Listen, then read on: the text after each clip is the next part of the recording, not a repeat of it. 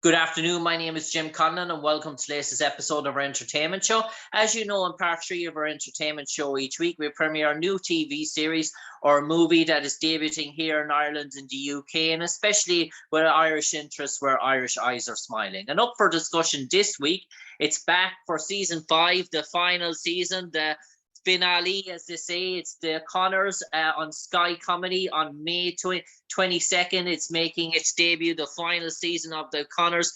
As we know, there's been 6 seasons. Actually, this is penultimate season, season 5 here of the Connors, 93 episodes, and we're delighted to be joined by a guest star this evening who appeared in a guest star role in the Connors in season 5. He's well known for his roles in Lodge 49, American Wedding, and if you have a good lot of young children around the place, especially 13 or 12 or 11-year-olds, you might famously remember him from his role as Bob Duncan in Good Luck Charlie alongside Bridget Midler, the one and only Eric Kramer. And Eric, can I ask you, are you a fan of the types of comedy sitcoms like Frasier, Cheers, let's say Married with Children, these type of comedies that Roseanne sort of falls into the bracket of Roseanne, that the Connor seems to fall into the bracket of? Oh, absolutely. I made my living in sitcoms. Thank goodness for sitcoms. Otherwise, I may never have had a career. I honestly, I love sitcoms. I love that. Like I say, most of my resume has been sitcoms. I love the format. I love the setup. I love shooting in front of a live audience. I love getting that immediate live response, especially if the show is really funny. It's really, I always said it was the greatest job in television. And Eric, in terms of as you mentioned, you've had many roles in sitcoms throughout the years, and prominent roles as well. How do you find maybe coming into a well-established TV series where it's as the primary cast and characters, and having these sort of cameo roles, these sort of guest roles? Are they relaxing for an actor in one sense? Are they exciting in terms of that you could go in for a week to a TV sitcom, spend a bit of time with the actors and actresses, some of them that might be your friends or colleagues, relate to them, have a bit of fondness, show a bit of memories, do your small sort of role within that series, and come home with a paycheck? Yeah. Yeah. I mean, each show is always unique. Each show is always a different experience. Sometimes you know the other actors, sometimes you don't. I always get really nervous before I do a guest spot on the show. Wow. Because because essentially, look, you are a guest in somebody else's house, and you don't want to you don't want to cause a scene. You don't want to be the one knocking over your glass of wine at the dinner table. You want to come in, you want to do your job, you want to support the show. And it always makes me nervous walking onto a new set, because you want to do your job, you want to do the best you can, and you want to you want to help out the show. And Eric, can I throw that back at you in one sense, in terms of when you were the prominent star in Good Luck Charlie, and you were the sort of main star alongside Bridget Midler, did you look at maybe other guest stars appearing on your show at that time? Did you have that sort of sense about them in terms of how you looked at them in terms of if they came in, and did you expect a high level of professionalism? Did you frown on maybe some of the guest stars that came into your sort of series? Obviously that was your baby, so is that where that sort of thing is coming from? No. I mean, when I say nervous and stuff, that's all on me. When we did, like Charlie especially, I used to joke that I would leave my family in the morning and then I would go to my family on set. We were, the great thing about Charlie is it was a real family atmosphere. It was always welcoming. We loved having guest stars on the show. And again, it was like some of them were friends of mine that showed up. Some of them were actors that I had watched all my life and finally got to meet for the first time. It was like Shirley Jones when she played my mother. Okay. I had never met her before in my life or in my career. So it was such a treat and an honor to meet her and just finally get to work with her and just get to talk with her and get to know her. All sorts of experiences like that. It was never Charlie was never segregated between the principals and the guest stars. Everybody was always welcome and invited into the Duncan house, as it were. So it was always all those shows were always a lot of fun every week. Yeah. And Eric, in terms of working in the Connors alongside the legend that is John Goodman, did you get to have many sorts of scenes or interactions with John in your guest appearance role, or had you previously worked with John, or had you previously interacted with him?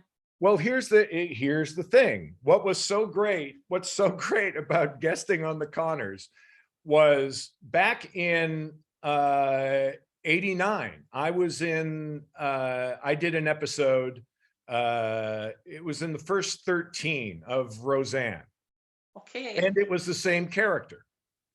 So it was back in Roseanne. It was this scene where I try and provoke Dan into a fight in the Lobo Lounge, and he backs down, and it gnaws at him and bugs him. And at the end of the show, he winds up and actually knocks my lights out in the bar. So that was '89. That was the first show I ever got when I officially moved to LA. It was the first sitcom I had ever done. It was George Clooney was on that show as well in the first 13. So it was this incredible sort of learning experience. I absolutely fell in love with John Goodman. I always said John Goodman was the guy I wanted to be when I grew up. I've always loved John. I think he's a hell of an actor and just a great all-around human being. So cut to last year, and I 89. That's roughly what it's almost 33 years ago. 33 years ago that you were 33 years the Roseanne, and then later on in the Connors as well, the sort of the spin-off from it. Wow. Right. So then I get a call, whatever, middle of last year, and it's my agents. And I could never audition for the Connors because I had done Roseanne, and they don't double up guest stars. So I get a call from my agent, and they go, listen, the Connors called, and they want to know if you want to come back and play the same character you did 33 years ago on Roseanne. And I said, well, are you kidding me? Absolutely, of course. So it's like, it's almost like the career coming full circle. So suddenly, 33 years later,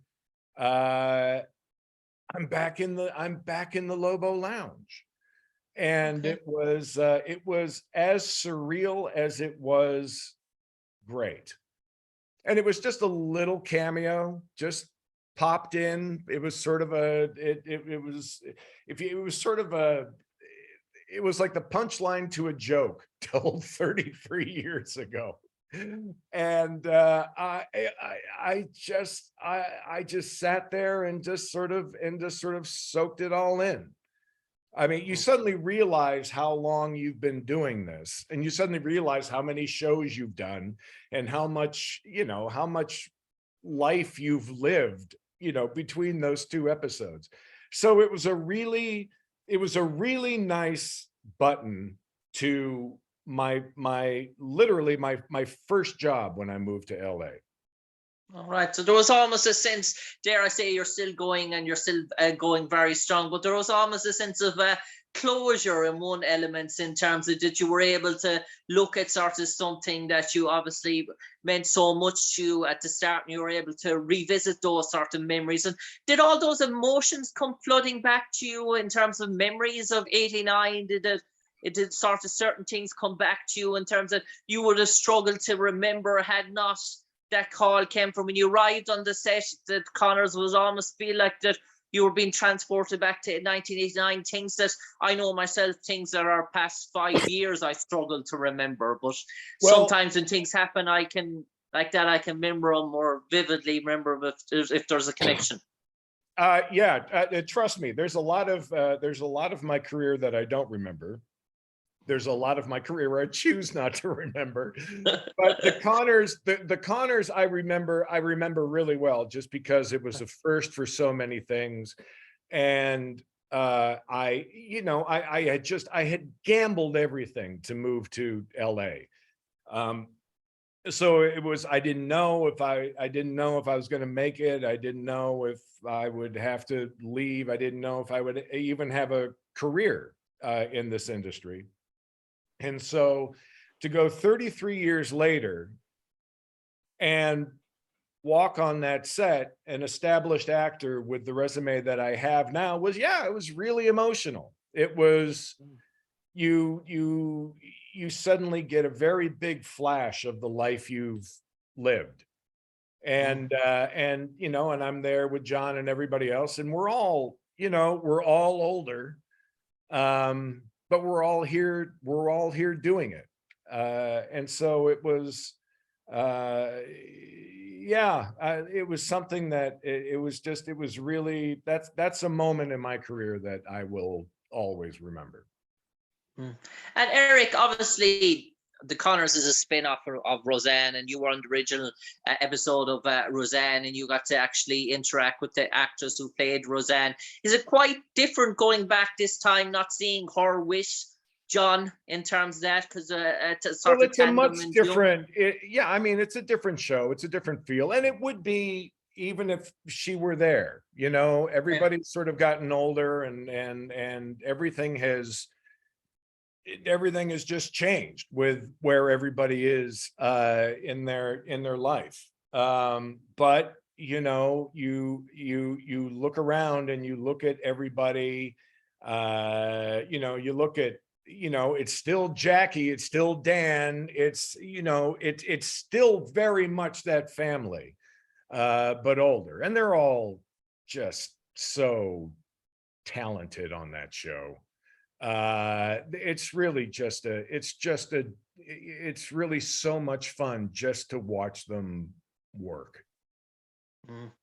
But it is now that they're sort of established, there is that feel of like, yeah, we're here and we belong.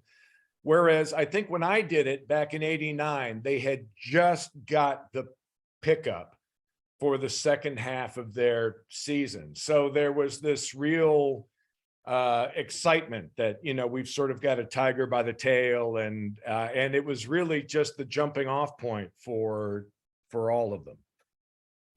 I suppose, Eric, as an established actor, as an established professional like yourself, you get many sort of guest appearances, roles in sort of TV series, and probably some of them that have been on for maybe 2 or 3 seasons, and maybe sometimes you might say just watch the script about for that sort of episode, have a look at the script, have a summary about the way to play your character, and then maybe go in and maybe audition and maybe do your part on the day shooting without maybe having watched maybe a previous season or watched previous episodes of the show to get a feel for what it's like. But was this different this time around? Did you actually have a gawk to see maybe an episode or 2 of The Connors before you appeared, to see, refresh yourself, or maybe feel how it was different maybe to Roseanne?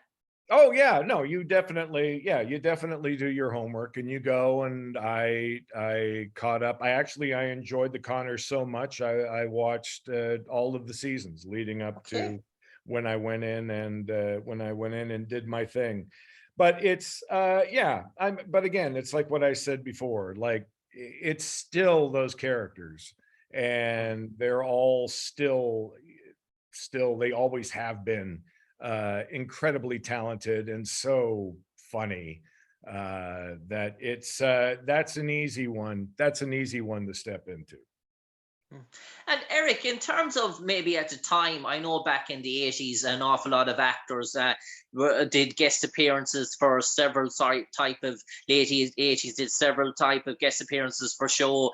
I know Stephen Cannell Productions, and many of his sort of actors appeared in several productions that he was doing, playing different sort of characters and sort of guest roles. And some of them didn't realize maybe to 20 or 30 years ago how iconic these shows were in terms of having to appear from and how they're sort of revered to this day. Was that the sort of case maybe for yourself, maybe starting out as a guest actor, maybe appearing in sitcoms or TV series back in the late 80s and appearing on shows now that people deem cult classics or legendaries in terms of sitcoms? Did you ever sort of really appreciate their value back then? Yeah, I think it was, when you're sort of a struggling actor and you're going from gig to gig, you just appreciate the job. But it's nice to be able to point at something and go, oh yeah, I was a part of that, whether it was for one episode or a few episodes, and syndication was always a funny thing that way, in regards to so many other people would find the show. It's like with Good Luck Charlie. I mean, we came down, the show ended 11 years ago, but we're on probably our third or fourth generation of kids that have come up and discovered that show. So you get a whole new wave of fans and people that discover your show because now they have access to it. And speaking about Good Luck Charlie, before we finish up on Roseanne, and obviously a cast as a family cast, you were very close, and obviously those relationships. I imagine they were kept over time. Are you still still in connection with a good lot of the cast? I know Bridget Medler got married there a few years ago. Bridget's married. I'm in very close contact with the boys. They actually feel like my sons right now. Bradley and I play a lot of golf together and hang out. Jason and I talk. Jason is a regular fixture at our weekly poker games. So in an industry where those kinds of relationships are a little fleeting once the job is over, and you're on to the next thing, it's really nice. It's really nice to still have those relationships, because it makes you realize that everything you were feeling when you were actually doing the show was true and it was honest. So so I'm very grateful for that. And now certainly I've been in this business long enough where I've amassed quite a few television wives and television children. So it's great when the relationships carry beyond action and cut. Yeah. And Eric, just one penultimate question, actually, one other questions came to mind. Obviously you're in that sort of comic genre, and you sort of those comic sort of family things, but when projects do come around for you where it's an action sort of a thriller or a spy kidnapping or a horror movie or a futuristic sort of space adventure, those sort of really excite you even more to say, I can get involved in a genre that's sort of different from that. I can play a badass villain or some guy from Mars or Jupiter or something complete. Does that really excite Eric Kramer once and again with these sort of projects come around that you can show a real different side of you? Well, every job excites me. It's always nice to be working, but yeah, no, absolutely. If somebody, it's always nice when somebody sees you a different way or feels like they can push you in a different direction, because that's, that's the fun of what we do, is to try and connect to characters like that and tell a story from that point of view. So yeah, the more diverse the opportunities, always the better. It's always exciting. And Eric Kramer, now for the final 30 seconds. You mentioned before we came on air that you're actually keen to come back to Ireland to play a bit of golf in the near future and visit our sites. You're more than welcome. But for the final 30 seconds, you might enlighten all our audience, all our listeners, why they should tune in on May the 22nd for season 5 of The Connersons. Keep watching until your episode 2 More Years in a Stolen Rose comes about. And what's in store for them? What is not to like about that family? It's the same family, same struggles, just a different generation. They have some new characters involved that they are just fantastic. But it's that family, and it's those characters that you've come to love, and it's just so much fun to have them in your home. On that note, Eric Kramer, from me, Jim Conlan, an absolute pleasure talking to you on the airwaves this evening. We wish you best in terms of all the future projects. Do enjoy the golf, no doubt. Keep the handicap going. We might see you in Augusta playing the Masters yet next year. Maybe as a caddy. You have a bit of time. Yeah. You have a bit of time now on your hands, Eric, anyway, to bring down the par score anyway for the moment. Anyway, don't go on the clubs a bit too hard in terms of that. And we do visit Emerald Isle in the future. We hope to have you here someday. But for the moment, Eric Kramer, from me, Jim Conlan, stay safe, take care, and God bless. All right. Thank you so much. And you'll see me within the year. Cheers. Take care, Eric.